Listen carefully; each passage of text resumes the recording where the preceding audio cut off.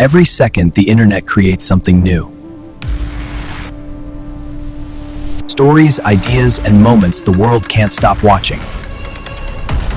The next few seconds might completely change how you see the internet. Welcome to Internet Video Center. We bring you the most interesting, surprising, and useful stories from across the internet. Enjoy this video, subscribe now, because the next video might reveal something even more surprising. जरा सोचिए, एक ऐसी film जिसका हर एक shot, हर एक frame script की एक एक लाइन से बंधा हो। ये वो दुनिया है जहां फिल्म मेकिंग की कला आर्टिफिशियल इंटेलिजेंस की एकदम सटीक काबिलियत से मिलती है। तो सवाल ये उठता है कि क्या एआई सच में एक फिल्म डायरेक्ट कर सकता है, या फिर ये सिर्फ खूबसूरत लेकिन बिना किसी मतलब के बिखरे हुए विजुअल्स बनाने तक ही सीमित है। असल में यही आज का सबसे बड़ा सवाल है। तो एआई फिल्म मेकिंग में जो सबसे पहली और सबसे बड़ी दिक्कत आती है वो है केओस, यानी कि अराजकता। एक ऐसी दुनिया जहां कुछ भी हमारे कंट्रोल में नहीं है। मतलब एक शॉट में किरदार कुछ और दिखता है और अगले ही पल उसका चेहरा ही बदल जाता है। कहानी का जो फ्लो है वो टूट जाता है। इसी को कहते हैं एआई का केओस, जहां कोई भी विजुअल डायरेक्टर के कंट्रोल में होता ही नहीं। और जैसा कि एक्सपर्ट्स भी कहते हैं कि किरदारों और चेहरों में ये जो कंसिस्टेंसी है ना, इसे बनाए रखना सबसे मुश्किल कामों में से एक है, और इसके बिना कोई भी कहानी देखने वालों से कनेक्ट ही नहीं कर पाएगी। तो सवाल ये है कि इस केओस को कंट्रोल कैसे किया जाए। चलिए आज इसी का हल ढूंढते हैं। हम पहले इस प्रॉब्लम को समझेंगे, फिर स्क्रिप्ट लॉक्ड इंजन नाम के एक सॉल्यूशन को जानेंगे, उसके रूल्स को देखेंगे, एक केस स्टडी पर नजर डालेंगे और आखिर में बात करेंगे कि स्टोरी टेलिंग का फ्यूचर क्या हो सकता है। इस केओस का जवाब है पूरा कंट्रोल, और यहीं से हम दाखिल होते हैं द स्क्रिप्ट लॉक्ड इंजन की दुनिया में। तो आखिर ये स्क्रिप्ट लॉक्ड सिनेमैटिक इंजन है क्या चीज? देखिए, ये एक ऐसा एआई सिस्टम है जहां हर एक शॉट को स्क्रिप्ट की एक लाइन फॉलो करनी ही पड़ती है। मतलब कोई मनमानी नहीं, कोई रैंडमनेस नहीं, सब कुछ नियमों से बंधा हुआ है। ये जो फर्क है वो एकदम साफ है। एक तरफ है जेनरेटिव एआई का वो बेकाबू तूफान, और दूसरी तरफ है एक डिसिप्लिन्ड इंजन जो एक एक फ्रेम को डायरेक्टर के विजन के हिसाब से बनाता है। यहाँ एआई क्रिएटर नहीं बल्कि एक एग्जीक्यूटर है, वो सिर्फ दिए गए आदेशों का पालन करता है। तो सवाल ये है कि ये इंजन आखिर काम कैसे करता है?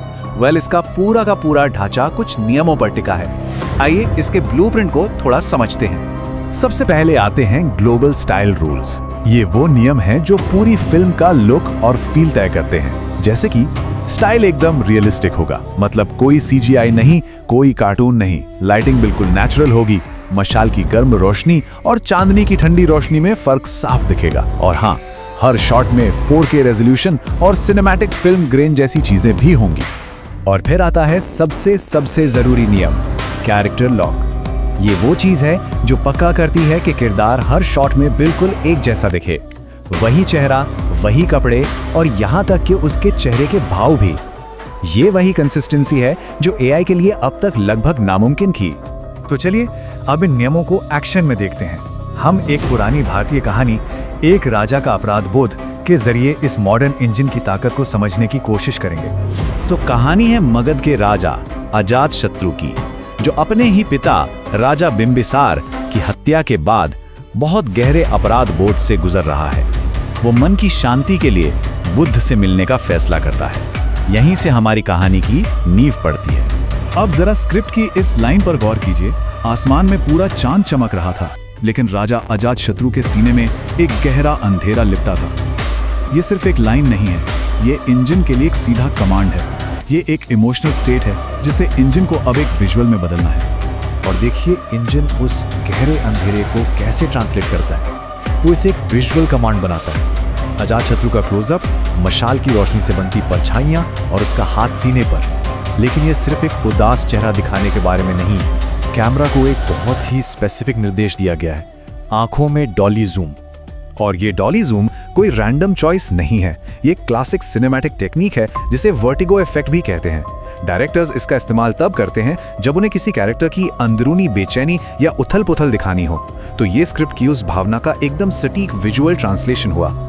चलिए कुछ और सीन्स को डीकंस्ट्रक्ट करते हैं और समझते हैं कि ये इंजन स्क्रिप्ट को सिनेमा की भाषा में कैसे बदलता है। जैसे स्क्रिप्ट में लिखा है, मगध की वो रात असाधारण रूप से शांत थी।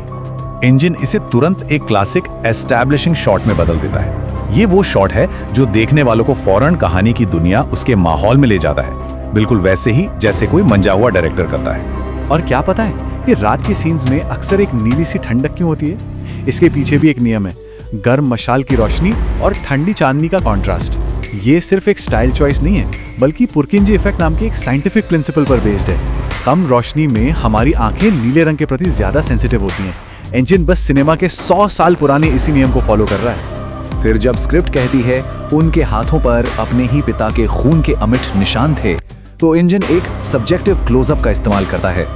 ये शॉट हमें सीधे कैरेक्टर के दिमाग के अंदर ले जाता है। हम सिर्फ उसके कांपते हाथ नहीं देख रहे होते, बल्कि उसके अंदर का जो साइकोलॉजिकल डर है उसे महसूस कर रहे होते हैं।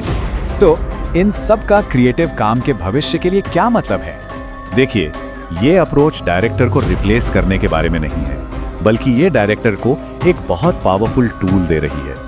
यहाँ इंसान की भूमिका एक ऑपरेटर से बदलकर एक आर्किटेक्ट की हो जाती है। वो पूरी सिनेमैटिक दुनिया का नक्शा बनाता है और एआई उस नक्शे को पूरी सटीकता के साथ हकीकत में बदल देता है। और ये हमें इस आखिरी और शायद सबसे बड़े सवाल पर लाकर छोड़ देता है। जब एक इंजन सिनेमा के सारे नियमों को इतनी परफेक्शन के साथ लागू करता है, तो असल में ऑथर कौन है? वो इंसान जिसने स्क्रिप्ट लिखी, या फिर वो मशीन जिसने फिल्म बनाई?